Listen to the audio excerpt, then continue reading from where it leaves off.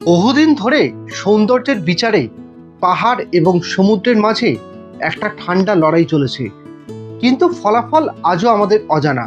যখন ঈশ্বরের প্রতি ভক্তি এবং আস্থার কথা আসে, তখন পাহাড়ের প্রতি ভালোবাসাটা অজান্তেই চলে আসে। ট্রাভেল ডেস্টিনেশনস উইথ অভিক আজ আপনাকে উত্তরাখণ্ডের এমনই এক তপবনে নিয়ে যাবে কেদারনাথ বাবার দর্শন করাতে।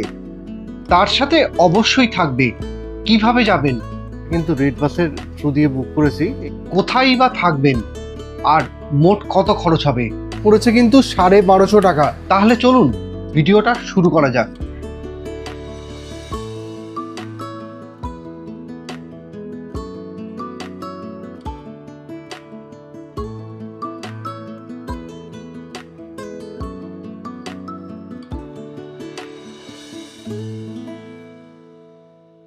Good morning. সম্পূর্ণ নতুন এনার্জির সঙ্গে আজকে একটা নতুন ব্লগ শুরু করছি। এই মুহূর্তে আছি হরিদ্বারের রাহিম হোটেলের ঠিক সামনে। আমাদের হোটেল থেকে এই রাহিম হোটেল অব্দি দূরত্ব হচ্ছে 100 মিটার মতো, ফলে হেঁটেই চলে এসেছি। এখান থেকে আজকে আমরা সোনপ্রয়াগ যাওয়ার বাস ধরবো। আমাদের বাস লেগে গেছে, 5টা 15-এ ছাড়বে। এখন বাজে ভোর 5টা, তাই 15 মিনিটের ফাঁকে 1 কাপ চা দিয়ে আজকে দিনটা শুরু করি। ঘড়িতে সময় তখন ভোর 4:30। হরিদ্বার বাসস্ট্যান্ড এবং স্টেশন সংলগ্ন চত্বর তখনও জমজমাট।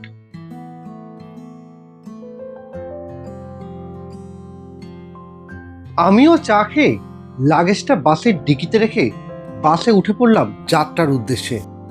ঘড়িতে একদম ভোর 5টা 15। হরিদ্বারের বাসস্ট্যান্ড থেকে আমাদের বাস কিন্তু ছেড়ে দিল সোনপ্রয়াগের উদ্দেশ্যে। জয় শ্রী কেদারের নাম করে যাত্রা শুরু করি। আমরা আজকে মোট 229 কিলোমিটার যাত্রা করব, আর সময় লাগবে মোটামুটি 7 ঘন্টার মতো। কিন্তু এটাও নির্দিষ্ট নয়, সমস্তটাই রাস্তার ট্রাফিকের উপর নির্ভরশীল, ফলে সময় কিন্তু আপনার বাড়তেও পারে।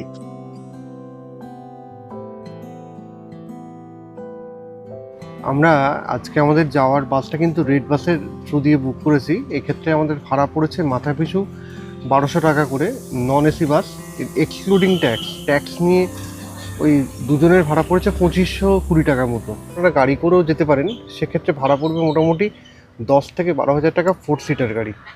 এখন অবধি সোনপ্রয়াগ পর্যন্ত সরাসরি কোনো রেল বা বিমান সংযোগ ব্যবস্থা নেই, তাই আপনাকে হরিদ্বার বা দিল্লিতে ট্রেনে পৌঁছে সেখান থেকে পার্সোনাল গাড়িতে বা বাসে সোনপ্রয়াগ পৌঁছাতে হবে। তবে ট্রেন রুটের কাজ চলছে। আশা করি 2027 সালে কেদারনাথ যাত্রার আগেই রুদ্রপ্রয়াগ অবধি ট্রেন চালু হয়ে যাবে। বাস আমাদের ঋষিকেশে হল্ট করেছে। বেশ কিছু প্যাসেঞ্জার উঠবে, তাদের লাগেজ ছাদে বাঁধা হচ্ছে, আর ওয়েদার কিন্তু ফাটাফাটি এখনো অবধি। আজকে আমরা হরিদ্বার থেকে সোনপ্রয়াগের যাত্রাপথে ভায়া ঋষিকেশ, দেবপ্রয়াগ, শ্রীনগর, রুদ্রপ্রয়াগ, তিলওয়ারা, অগস্ত্যমুনি, উখিমঠ এবং গুপ্তকাশী হয়ে যাব।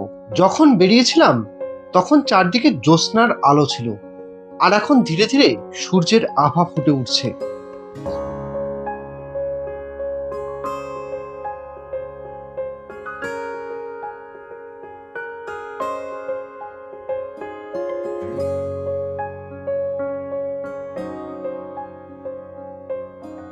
দেখতে দেখতে পাস করলাম ঋষিকেশের হাইস্ট বাঞ্জি জাম্পিং পয়েন্ট, যার উচ্চতা প্রায় 384 ফুট। হরিদ্বার স্টেশনে সামনে রাহিম হোটেলের সামনে থেকে বাস ছাড়ার পর এই মুহূর্তে আমরা এখানে পৌঁছেছি 3 ধারা বলে একটা জায়গায়। এইটাই কিন্তু আজকে আমাদের ব্রেকফাস্টের জন্য এবং চা খাওয়ার জন্য, স্ন্যাক্স বা কোনো স্ন্যাক্স খেতে গেলে তার জন্য এই পয়েন্টটাই আজকে সিলেকশন করেছে। এখানেই বেসিক্যালি আগের বারও যখন আমি এসেছিলাম তখন এখানেই কিন্তু ব্রেকফাস্টের জন্য গাড়ি দাঁড়ায়। দেখি এখানে প্রচুর হোটেলের অপশান পাবেন, আর তার সঙ্গে শশা, নিম্বু পানি সব কিছু পেয়ে যাবেন। তো আগের বার এই হোটেলটা খেয়েছিলাম, খাওয়া দাওয়া খুব ভালো ছিল। এবারও এই হোটেলটাতেই খাবো। চলুন এগোনো যাক। হোটেলের বিউটি নিয়ে তো কোনো সন্দেহ নেই, একদম সাজানো, পুরো সাজানো জায়গাটা। আর একটা কথা, যে ভেবেছিলাম রাস্তায় আসার সময় প্রচণ্ড গরম পাবো, কিন্তু যেহেতু ভোরের বাস একদম আর্লি ছেড়েছে, সেই জন্য এখনও অবধি রাস্তায় একটা ফোঁটা গরম অনুভূত হয়নি। এটা একটা বেনিফিট সকালের বাসে যাতায়াত করার। বাসে যখন আসছিলাম রাস্তার সৌন্দর্য এতটাই সুন্দর, এখন অবধি যতটা এসছি, কাকে ছেড়ে কাকে দেখবো আর কোনটা ছেড়ে কোনটা রেকর্ড করব এটা নিয়েই কনফিউশন হয়ে যাচ্ছে। আজকে ব্রেকফাস্টে আমরা অর্ডার দিয়েছি আলুর পরোটা, একটা আলু দিয়ে মটর দিয়ে সবজি, বোঁদের রায়তা আর তার সঙ্গে আচার। পরোটার টেস্ট তো নিঃসন্দেহে সুন্দর, আর প্রচুর মাখন দিয়েছে পরোটাতে, প্রচুর মাখন।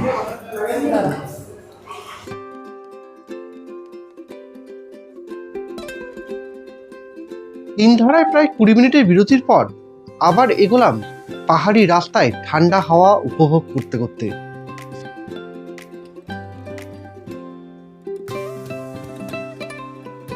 দেখতে দেখতে আমরা পৌঁছে গেলাম দেবপ্রয়াগে, যেখানে অলকানন্দা এবং ভাগীরথী নদীর সংমিশ্রণ হয়েছে।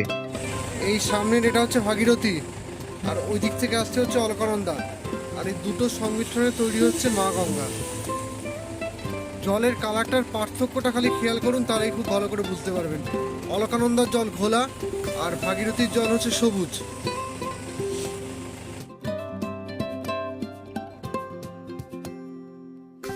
এই রাস্তায় মানে হরিদ্বার থেকে সোনপ্রয়াগ যেতে গেলে মোট দুটো প্রয়াগ পড়ে, দেবপ্রয়াগ এবং রুদ্রপ্রয়াগ।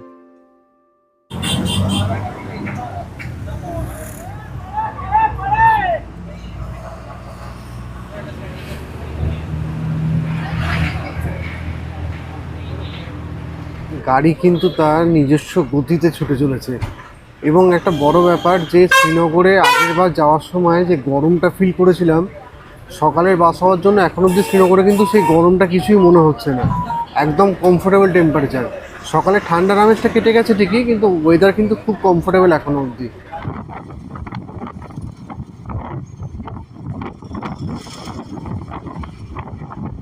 এই আমার সামনে নদীর পাড়ে যে মন্দিরটা দেখতে পাচ্ছেন, সেটাই হচ্ছে এখানকার বিখ্যাত ধারী মাতার মন্দির, যাকে চার ধামের রক্ষাকর্তা বলা হয়ে থাকে। 2013 সালের কেদারনাথ বিপর্যয়ের একটা বড় কারণ হিসাবে অনেকে মনে করে থাকেন এই মন্দিরের স্থানান্তকরণের চেষ্টাকে।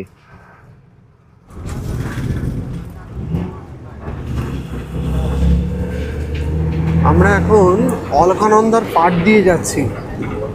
দেবপ্রয়াগের পর থেকে আপ টু রুদ্রপ্রয়াগ পর্যন্ত আমরা কিন্তু অলকানন্দা নদীর পাড় দিয়েই যাব। রুদ্রপ্রয়াগের পর থেকে আমাদের নদী চেঞ্জ হবে, সেটা কি হবে সেটা তো আপনারা সবাই জানেন, মন্দাকিনী নদী হবে। তো সেটা সঙ্গমটা দেখাবার চেষ্টা করব, আর খানিকক্ষণের মধ্যেই আমরা পৌঁছাবো ধাড়িতে। আপাতত শ্রীনগরে ঢুকছি, শ্রীনগরের শহরের আউটারে আছি।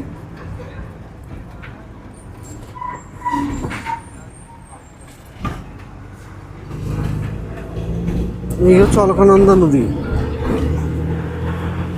ফাটা পেরোনোর পর রাস্তায় লঙ্গরের ব্যবস্থা আছে। কেদারনাথজি ডলি আজ এখান থেকে পাস করবে, তো সেই জন্য লঙ্গর করেছে। আমাদের বাসকে বললো দাঁড়াতে এবং লঙ্গরে এসে কিছু প্রসাদ খাওয়ার জন্য। তো দেখি কি কি প্রসাদ পাওয়া যায়। ভান্ডারাতে সেদিন আমাদের খুব সুন্দরভাবে সাজিয়ে গুছিয়ে খাইয়েছিল, প্রতিটা খাবারই স্বাদে এবং গন্ধে অতুলনীয়।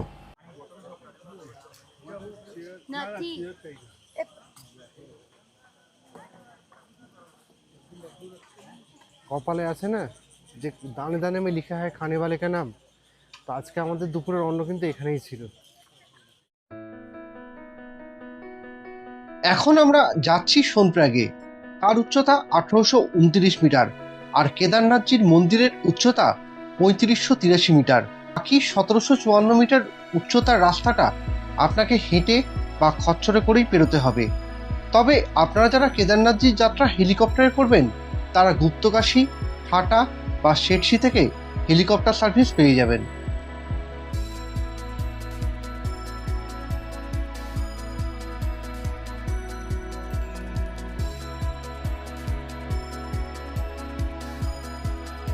এতক্ষণ যা ওয়েদার ছিল, এখন ওয়েদার কিন্তু খারাপ হচ্ছে আস্তে আস্তে, মেঘলা হয়ে যাচ্ছে। আর রাস্তার অবস্থাটা দেখছেন তো, এই জায়গাগুলো কিন্তু খুব ধসপ্রবণ।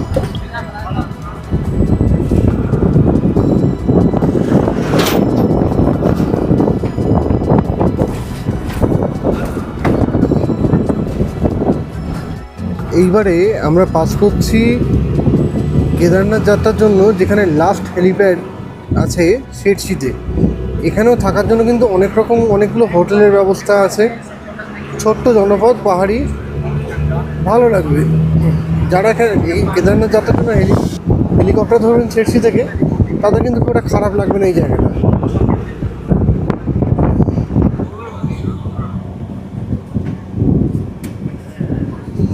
সীতাপুর পার্কিং এখন পুরো ফাঁকা, কদিন পর গাড়িতে ভরে যাবে পুরো।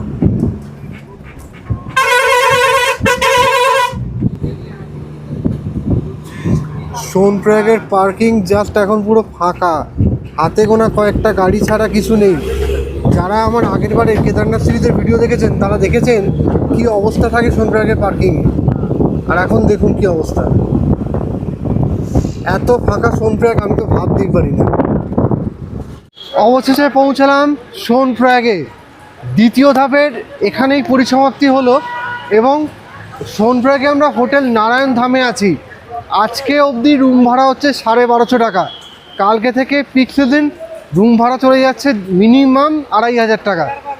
তো রুমটা আমি আপনাদের সঙ্গে শেয়ার করছি।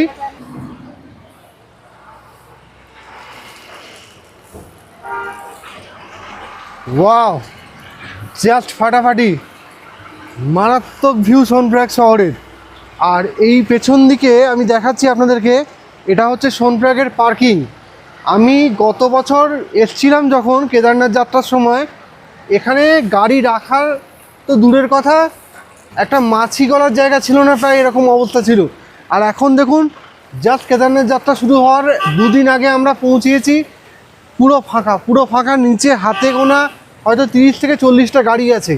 2 নম্বর সুবিধা যেটা এবার এখানে এসে পেলাম, এই সময় বাস কিন্তু একদম এই অবধি এখন আসছে।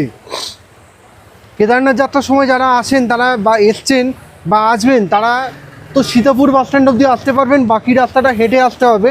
বাট আমরা কিন্তু এখন এই সোনপ্রয়াগের মেন মার্কেট অবধি পুরো রাস্তাটা বাসে চলে এসেছি। এটা একটা বেনিফিট পেয়েছি, বয়স্ক লোকেদের জন্য এটা একটা ভীষণ বড় বেনিফিট।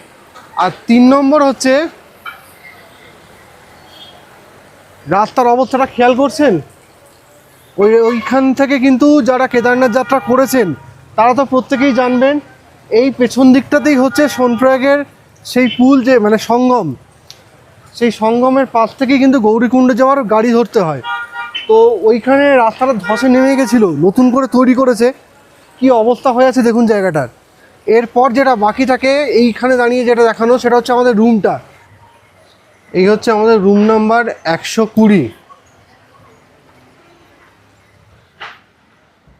আয়না, আর এটা হচ্ছে মাস্টার বেড। ভীষণ বড় বেডটা, ভীষণ বড়, 3 জন আরামসে থাকা যাবে। মাল্টিপল চার্জিং পয়েন্ট আছে কাজের সুবিধার জন্য, এখানে, ওইখানে, এইখানে আর এইখানে। আর নেক্সট হচ্ছে ফ্যান আছে। রুমের ইন্টেরিয়ারটা কিন্তু ফাটাফাটি, পুরো পাইন কাঠের কাজ করা। একটা টেবিল আছে যেটাকে আপনি টি টেবিল হিসাবেও ব্যবহার করতে পারবেন, ল্যাপটপ টেবিল হিসাবেও ব্যবহার করা যাবে। টুল আছে। আর যেটা না দেখালেই নয় সেটা হচ্ছে টয়লেট। এই হচ্ছে টয়লেট, ওয়েস্টার্ন কমোড, এই হচ্ছে সিঙ্ক, আয়না, geyser, shower, 2-in-1 mixture call. গরম ঠান্ডা দুটো জলই পাওয়া যাবে কিন্তু এখানে। আজকে আমাদের পড়েছে কিন্তু 1250 টাকা। বাট কালকে থেকে যেহেতু কেদারনাথ যাত্রা শুরু হয়ে যাবে, এই রুমটার ভাড়াই কালকে থেকে গিয়ে দাঁড়াবে 2500 টাকা। আমি এই মুহূর্তে আছি সোনপ্রয়াগের মেন মার্কেটেই। বিকেল হয়ে গেছে, টেম্পারেচার ফল করেছে, গায়ে সোয়েটার পরতে বাধ্য হলাম। এপ্রিল মাসে আমরা কিন্তু কলকাতায় চিন্তা করতে পারি না যে সোয়েটার গায়ে দেবো, বাট এতটাই টেম্পারেচার ফল করছে, সোয়েটার গায়ে দিতে বাধ্য হয়েছি। প্রচুর তীর্থযাত্রীর আগমন শুরু হয়ে গেছে। আর মাত্র 2 দিন, 1 তারিখে কিন্তু এখান থেকে ডলি কেদারনাথে উঠবে। তো তার প্রিপারেশান সম্পূর্ণরূপে চলছে, প্রশাসনিক প্রস্তুতি ভীষণভাবে চলছে। প্রচুর সংখ্যক পিট্টুবালা এখানে দেখতে পাওয়া যাচ্ছে এবং খচ্চরও কিন্তু প্রচুর দেখা যাচ্ছে। এই জায়গাটা হচ্ছে registration checking counter plus offline registration এখানে হয়। কিন্তু এখনও অফলাইন রেজিস্ট্রেশন শুরু হয়নি। আগামী 1 তারিখ থেকে অফলাইন রেজিস্ট্রেশন চালু হবে। যারা কেদারনাথজির যাত্রা করবেন তারা ডরমেটরিতে সোনপ্রয়াগে যদি থাকতে চান, হোটেল চার্জটা অনেকটাই বেশি অনেক সময় হয়ে যায়, তো সেই জন্য ডরমেটরির ব্যবস্থা আছে। এই মুহূর্তে আজকের রেট হচ্ছে 200 টাকা পার পারসন, বাট এটা যখন সিজন চালু হবে এই রেটটাই কিন্তু বেড়ে 500 টাকা পার পারসন পার নাইট হয়ে যাবে। তো দেখি গৌরীকুণ্ডের রাস্তার কি পরিস্থিতি, চেকিং শুরু হয়েছে নাকি, কি অবস্থা, গাড়ি পাওয়া যাচ্ছে নাকি, সব কিছু তুলে ধরবো। আপনাদেরকে আমি হোটেলের ব্যালকনি থেকে দেখিয়েছিলাম যে নতুন যে অল্টারনেটিভ রাস্তাটা কেদারনাথে যাওয়ার সেটা তৈরি হয়েছে। তো এমার্জেন্সি রাস্তা যেটা সেটা তৈরি হয়েছে, সেটা কিন্তু হচ্ছে এই ব্রিজটা। ইন্ডিয়ান আর্মি, সাধারণ মানুষ এবং এনডিআরএফের সহায়তায় এই ব্রিজ কিন্তু তৈরি হয়েছে। আর এখান থেকে দেখুন খচ্চর মুভ করছে, আগের দিকে যাচ্ছে। সোনপ্রয়াগে প্রয়াগ কথাটা আছে, প্রয়াগ কথার অর্থ হচ্ছে সঙ্গম বা মিলনস্থল। এখানে এটা এমন একটা জায়গা যেখানে এদিক থেকে কেদারনাথজির ওখান থেকে আসছে মন্দাকিনী, আর এদিক থেকে আসছে বাসুকি গঙ্গা। এই দুটো মিলনস্থল হচ্ছে এই জায়গাটা, আর এই কারণেই এই জায়গাটার নাম হচ্ছে সোনপ্রয়াগ। এটা হচ্ছে বাসুকি গঙ্গা, আর ওই যে দূরে আসছে কেদারনাথজির জায়গা থেকে, কেদারনাথজির থেকে ওটা হচ্ছে মন্দাকিনী। আর এই জায়গাটা, এই সামনের এই জায়গাটা, এই গাছের আড়াল থেকে দেখা যাবে, এই জায়গাটা হচ্ছে সঙ্গম দুটো নদী। আজকের মতো হরিদ্বার থেকে সোনপ্রয়াগের ব্লগটা এখানেই শেষ করছি। দেখা হবে পরবর্তী ব্লগে কেদারনাথ যাত্রার অভিজ্ঞতার সঙ্গে। ততক্ষণ সুস্থ থাকবেন, সাবধানে থাকবেন, আর অবশ্যই ভালো থাকবেন। আর যদি ভিডিওটা ভালো লেগে থাকে তাহলে আমাদের পরিবারের সদস্য হওয়ার অনুরোধ রইল।